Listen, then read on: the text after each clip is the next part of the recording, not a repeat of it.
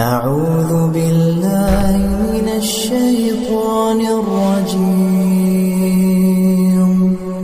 بسم الله الرحمن الرحيم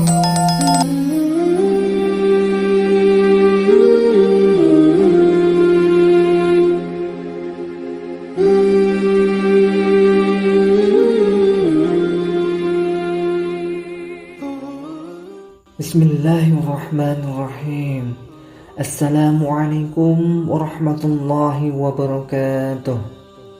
Syukur alhamdulillah kita dapat berjumpa lagi di channel ini.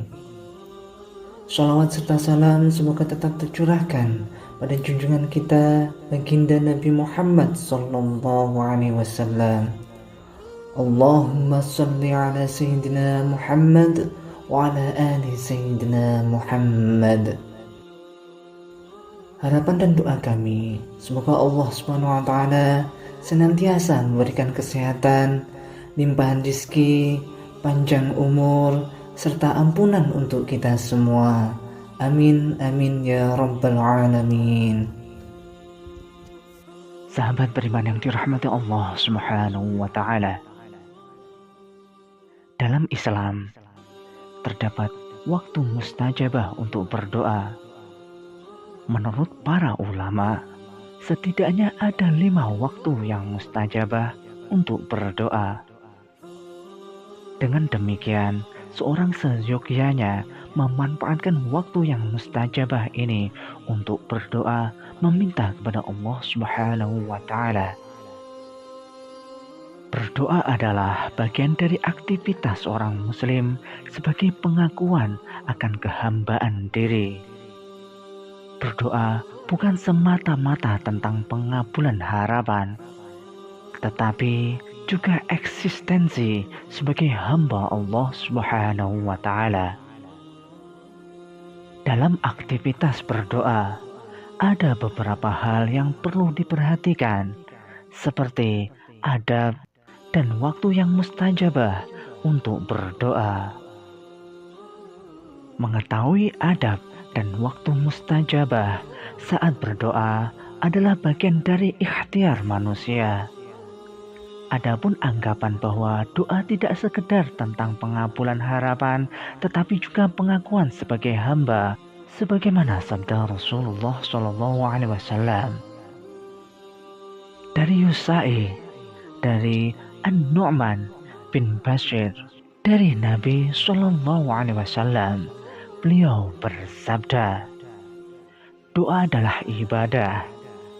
Kemudian beliau membaca ayat, dan Tuhanmu berfirman, berdoalah kepadaku, niscaya akan kuperkenankan bagimu. Sesungguhnya orang-orang yang menyombongkan diri dari menyembahku akan masuk neraka jahanam dalam keadaan hina. Dina. Hadis riwayat Imam At-Tirmidzi. Hadis ini menginformasikan bahwa doa adalah bagian dari ibadah. Siapa saja hamba yang tidak berdoa kepada Allah, maka ia dianggap sombong dan hina. Itulah alasan mengapa seorang hamba harus senantiasa berdoa kepada Allah Subhanahu wa Ta'ala. Berikut ini ada 5 waktu mustajabah untuk berdoa, yaitu pertama, pada sepertiga malam. Wahai sahabat, di waktu tersebut Allah memudahkan doa seseorang hamba untuk dikabulkan, karena pada saat itu pintu-pintu langit terbuka. Sebagaimana hadis Rasulullah SAW menyampaikan melalui penuturan sahabat Abu Hurairah. Dari Abu Hurairah radhiyallahu anhu bahwasanya Rasulullah SAW bersabda, Allah turun ke langit dunia setiap malamnya. Ketika telah berlalu sepertiga malam yang pertama, kemudian Allah berfirman, Saya adalah Raja. Barang siapa yang berdoa kepadaku, niscaya aku akan mengabulkannya. Barang siapa yang meminta kepadaku, niscaya aku akan memberinya. Dan barang siapa meminta ampun kepadaku, niscaya aku akan mengampuninya. Dan dia masih saja berfirman, seperti itu sampai fajar menyingsing. Hadis riwayat Imam At-Tirmidzi. Yang kedua, setiap lepas sholat fardu. Dalam sehari, setiap muslim melaksanakan ibadah wajib berupa sholat sebanyak 5 kali. Di waktu itulah sebaiknya ia menyisihkan waktunya untuk berzikir dan berdoa sebanyak-banyaknya. Sebagaimana sabda Rasulullah SAW.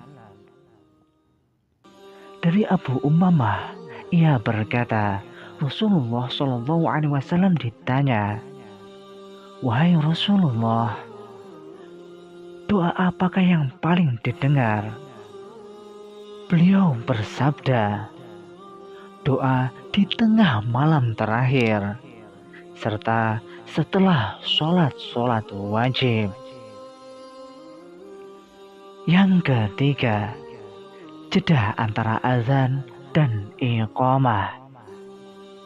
Wahai sahabat, di antara azan dan iqamah, seseorang yang mendengar azan lalu berdoa khusus mendengarkan azan disunnahkan untuk memperbanyak doa.